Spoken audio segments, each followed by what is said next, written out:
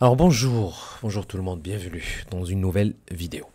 Aujourd'hui, je vais vous présenter une courte vidéo sur le lissage exponentiel. J'ai fait une vidéo sur le lissage exponentiel simple et aujourd'hui je vais vous comparer entre le lissage exponentiel simple et le lissage exponentiel triple qu'offre Excel avec une fonctionnalité, vous allez le voir, très pratique. Alors voici l'algorithme de lissage exponentiel simple. Et le lissage, c'est juste une technique qui nous permet de faire des prévisions, de lisser la série, une série qui évolue dans le temps. Par exemple, ici, ce sont les ventes d'une entreprise. Et on va essayer de voir, de faire des prévisions dans l'avenir. Donc, l'algorithme, il est très simple. YT chapeau, c'est la prévision. Elle est égale à la valeur de prévision précédente, plus un paramètre, on va choisir 0,2, dans ce cas, on peut le changer, en général, ça varie entre 0 et 1 bien sûr, mais en général, on choisit une valeur de 0,2, 0,3, 0,4. Donc le alpha multiplié par la différence entre la valeur observée précédemment, T-1, moins la prévision précédente. Alors, vous allez voir dans le Excel, c'est très facile à faire. Donc je vais commencer à la deuxième ligne. Mais d'abord, j'ai ici les jours en jours, c'est du texte. Donc ce que je vais faire, c'est que je vais rajouter une colonne ici. Et je vais mettre ici période. Je vais appeler ça période. Et c'est tout simplement 1 et 2. Et je vais faire alors lundi, mardi, mercredi, jeudi, vendredi. Voilà, 5 jours. J'ai fait une petite erreur, je dois faire ici 17. Et je vais essayer d'aller jusqu'à la 20e observation. Voilà. Donc, on va passer maintenant au lissage exponentiel simple et on va appliquer cette formule. Égal, on a dit c'est la prévision précédente, regardez. Alors ici, j'ai rien du tout. Bon, on va régler ça tout à l'heure. Plus le alpha, j'ai dit qu'on va choisir 0,2, qu'on va multiplier par quoi? Par la valeur précédente, ici c'est 657, moins la prévision, non rien du tout encore. Et voilà, donc ça c'est vraiment la formule qui va être appliquée. Vous voyez bien qu'il y a une grande différence, on va régler tout ça. Donc on descend jusqu'à ici et on a maintenant des prévisions. Je vais essayer d'aller vers peut-être 2 décimales, si ça suffit. Et bon, on doit régler tout ça. Alors, on n'a pas de valeur pour la première. En général, ce qu'on fait, on va mettre égal à la valeur ici. Et là, on a amélioré un tout petit peu, bien sûr, les prévisions. Bon, on aura un graphique tout à l'heure. Maintenant, on passe à la fonction Excel qui est vraiment très intéressante. Et cette fonction, elle utilise un modèle additif, c'est-à-dire qu'elle va additionner trois choses. Le résidu, l'erreur de prévision dans la série, plus la saisonnalité, plus le trend, la tendance de la série. Alors si vous êtes familier avec une série temporelle, ce sont les trois composants d'une série temporelle. Et voilà, donc ce que je vais faire, je vais appliquer la fonction, alors c'est égal forecast.ets. Et là, il va me demander la date cible. Je vais lui dire bien sûr la date numéro 1. Et puis, je vais faire les valeurs, tout simplement les valeurs de la série, hein, jusqu'à ici. Et puis, il va me donner la chronologie, c'est tout simplement les périodes de la série, je vais lui dire ici. Et là, il va me poser la question sur le caractère saisonnier. Le caractère saisonnier ici, parce que ce sont des jours, je peux mettre juste 1 et Excel va essayer de calculer un tout petit peu, se baser sur la série pour voir quel est le caractère saisonnier. Et c'est tout, les deux autres ne sont pas intéressants dans notre cas. On ferme la parenthèse. Ça, pourquoi? Parce que je vais descendre jusqu'en bas, donc je vais fixer avec les dollars. Voilà, et je recalcule un tout petit peu et on aura bien sûr des valeurs très intéressantes en termes de prévision.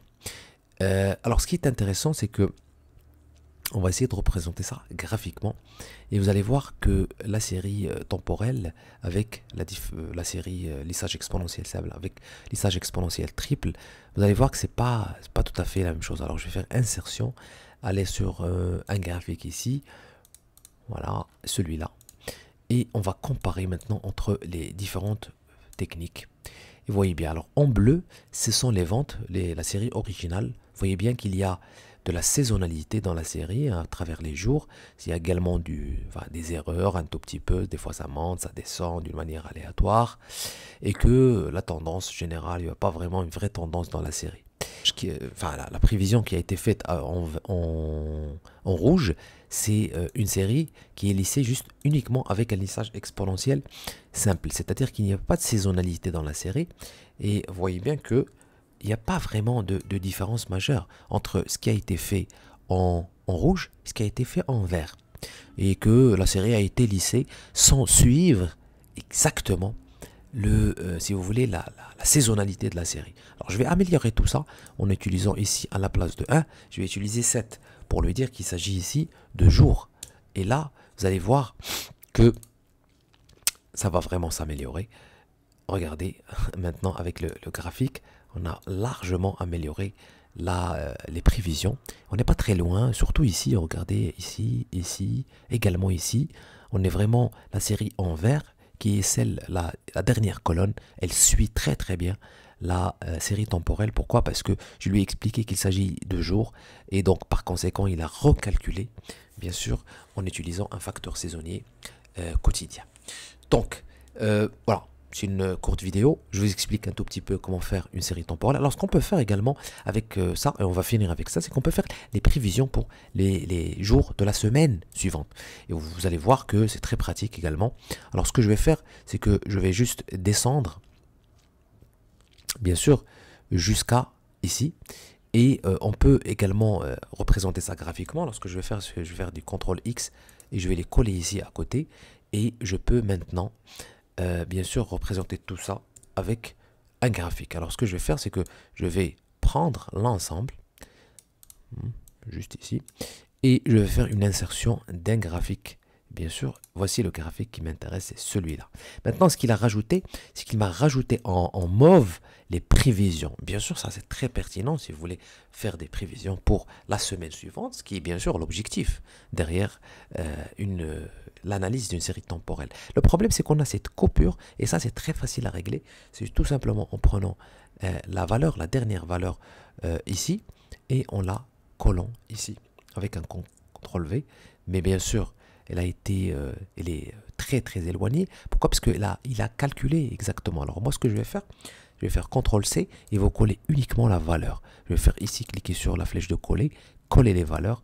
Et là, bien sûr, regardez, on a très bien collé les prévisions avec, bien sûr, les estimations en vert. Alors en vert, ce sont juste les estimations. Il n'y a pas de, si vous voulez, il n'y a pas de...